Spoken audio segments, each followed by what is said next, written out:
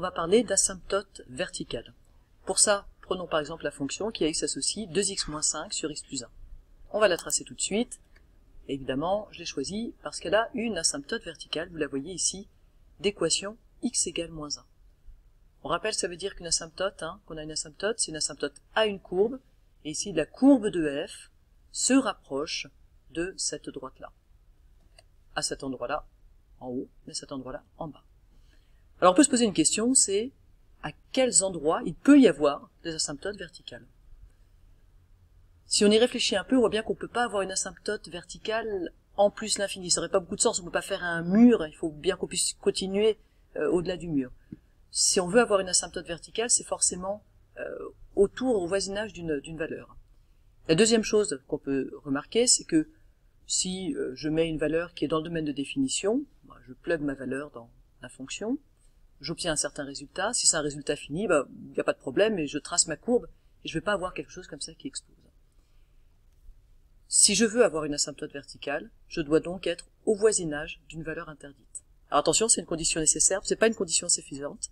C'est-à-dire qu'on pourrait être au voisinage d'une valeur interdite et ne pas avoir d'asymptote verticale, on verra ça dans un deuxième exemple. Donc ici, effectivement, j'ai une valeur interdite, c'est moins 1, et c'est effectivement l'endroit où j'ai l'asymptote verticale. Alors pourquoi moins 1 est la valeur interdite? Parce que c'est celle qui annule le dénominateur ici. J'obtiens donc une division par 0, c'est interdit, ma valeur interdite c'est moins 1. Alors qu'est-ce qui se passe à proximité de cette valeur interdite moins 1? Non, on va y voir de plus près. Donc je vous propose c'est qu'on approche de moins 1, puisque moins 1 on peut pas le mettre dans la fonction, mais on peut mettre moins 1, par exemple moins 1,1. Je me mets juste à gauche de moins 1, là, vous voyez, en x égale moins 1,1. Qu'est-ce qui se passe? Moi j'obtiens 72. Donc en moins 1,1, vous voyez, je suis très haut, déjà je suis déjà à 72. F de moins 1,01, je suis encore plus proche de moins 1, et j'ai 702. Qu'est-ce qu'on peut avoir d'encore plus proche de moins 1? Ah oui, moins 1,001, et oui, ça fait 7002. Alors on voit bien la tendance qui semble se dégager, c'est que quand j'ai des valeurs qui sont de plus en plus proches de moins 1, donc on a envie d'écrire f de moins 1 moins, puisque je reste plus petite que moins 1, mais je me rapproche infiniment de moins 1, eh bien j'ai l'impression que j'ai des valeurs de plus en plus grandes jusqu'à atteindre plus infini. Qu'est-ce qui se passe du côté de moins 1 plus maintenant? Si je me rapproche de moins 1, mais en étant toujours supérieur à moins 1. Alors d'abord, essayer de trouver une valeur qui est proche de moins 1, mais en étant supérieur à moins 1. Vous en avez une? Bon, moi je propose moins 0,9. Donc on n'est pas loin de moins 1, mais on est au-dessus. On retrouve moins 68.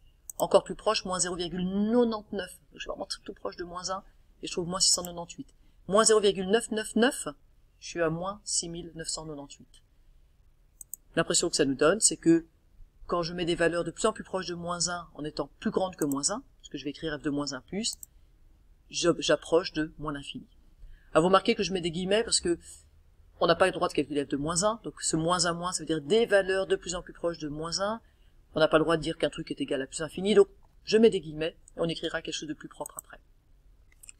Mais avant ça, on va se poser une question, c'est, c'est super, on a trouvé qu'effectivement on a l'impression que ça tend vers plus infini, ça tend vers moins l'infini, mais comment est-ce qu'on aurait pu le savoir en regardant l'expression algébrique de la fonction sans avoir à tester de valeur? Ce serait bien plus pratique, et puis en plus ça permettrait de ne pas avoir juste une intuition et une tendance, mais d'avoir vraiment un résultat.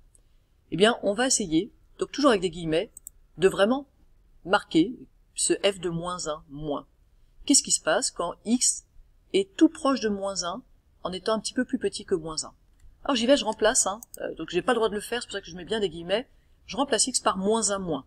Donc à nouveau, moins 1 moins, ça veut dire des valeurs très proches de moins 1 mais plus petites que moins 1.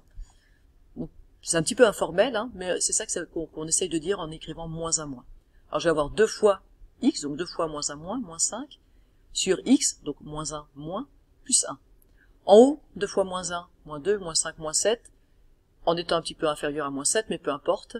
Et en bas, moins 1 moins plus 1. Moins 1 moins, ça veut dire des valeurs un petit peu plus petites que moins 1, donc moins 1,1, moins 1,01, auquel j'ajoute 1, bien j'approche tout près de 0, mais en restant toujours un petit peu inférieur à 0. Donc j'ai en gros du moins 7 sur du 0, mais qui est toujours un petit peu plus petit que 0. Négatif sur négatif, donc on va avoir quelque chose de positif, et de positif très grand. J'ai un dénominateur qui est très petit. Quand j'ai un dénominateur qui est très petit dans une fraction, ma fraction devient très grande. Et donc j'ai plus l'infini. Je mets des guillemets pour tout ça. Hein. Alors on va faire la même chose du côté de moins 1 plus, mais avant ça, on va en profiter pour regarder ce que ça veut dire en termes graphiques. Si j'arrive à obtenir ce calcul, là, ce f de moins 1 moins égale plus infini, entre guillemets, qu'est-ce que je suis en train de dire? Je suis en train de dire que quand je m'approche de moins 1 en restant à gauche de moins 1, j'obtiens plus infini, donc pouf, j'ai un bout de courbe qui est comme ça. Allez, à droite, qu'est-ce qui se passe? Je vais un peu plus vite, f de moins 1 plus, vous trouverez moins 7 sur 0 plus, moins sur plus, ça fait moins, donc moins l'infini, et par rapport à la courbe, ça va donner ça. Donc quand je m'approche de moins 1 en étant supérieur à moins 1, je tends vers moins l'infini. Alors on va faire un exemple un peu complet, un deuxième exemple, et là on va marquer la rédaction qu'on pourra attendre de vous. Je prends la fonction qui a x associe x moins 2 fois x plus 2 sur x moins 3 sur x plus 2. Je commence par obtenir le domaine de définition. On doit toujours commencer par le domaine de définition quand on a une fonction. Le domaine de définition ici c'est tout sauf moins 2 et 3, puisque moins 2 et 3 annulent les dénominateurs et ça c'est interdit. Ok? Alors on pourrait se dire, bon bah ok, on va sans doute avoir des asymptotes verticales en x égale moins 2 et en x égale 3. Ok, vérifions un peu, et avant ça, pour bien se rendre compte de ce qui se passe, simplifions. Vous avez remarqué sans doute qu'il y a un x plus 2 en haut et un x plus 2 en bas. Voilà l'expression de f simplifiée. Ce qu'il faut bien comprendre, c'est que mon f de x ici, exprimé comme ça, et mon f de x exprimé comme ça, ce sont bien les mêmes fonctions. Les mêmes fonctions sur le domaine de définition. C'est-à-dire en dehors de moins 2 et 3, ça, c'est rigoureusement égal à ça. Vous pouvez remplacer x par n'importe quelle valeur autre que moins 2 et 3. Si vous faites ce calcul-là ou ce calcul-là, vous obtiendrez la même chose. Et donc, le dessin des fonctions, ça va être exactement les mêmes choses sur ce domaine de définition. Ce qui veut dire qu'en dehors de moins 2 et 3, les fonctions vont avoir la même allure. Et cette fonction-là, il se passe rien de particulier pour elle autour de moins 2. Donc cette fonction-là, il va rien se passer pour elle autour de moins 2. Moins 2, c'est bien une valeur interdite, hein, mais autour de moins 2, ce qui est autorisé, on va avoir la même chose ici et ici. À savoir, rien de particulier, rien de très intéressant. Finalement, j'ai qu'une seule valeur interdite qui explose, c'est 3. Elle explose bien ici, après simplification. Alors, 3 est la seule valeur interdite qui explose, donc je vais plugger mon 3 dans mon f, et je vais regarder ce qui se passe d'abord en 3 moins.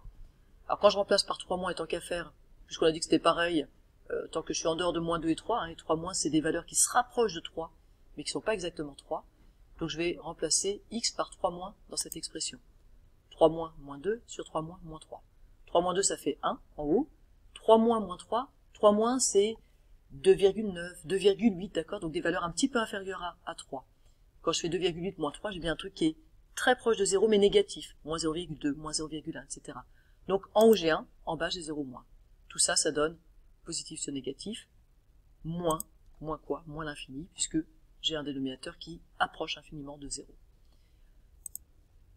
Pour l'écrire proprement, donc ça on met des guillemets, et sur votre copie, vous devez l'écrire un peu plus proprement. Une écriture propre, c'est de dire que quand x tend vers 3 moins, f de x tend vers moins l'infini. On évite d'écrire que f de 3 moins, c'est égal à moins l'infini. Tout ça, c'est une histoire de limite.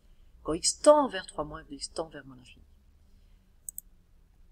Ok, on a une valeur 3, donc quand on s'en rapproche, on a une limite infinie. Donc la courbe de f admet une asymptote verticale d'équation x égale 3. Pas de doute, c'est sûr, maintenant, ici. Alors on va quand même aller regarder ce qui se passe en 3+, mais ça suffirait, hein.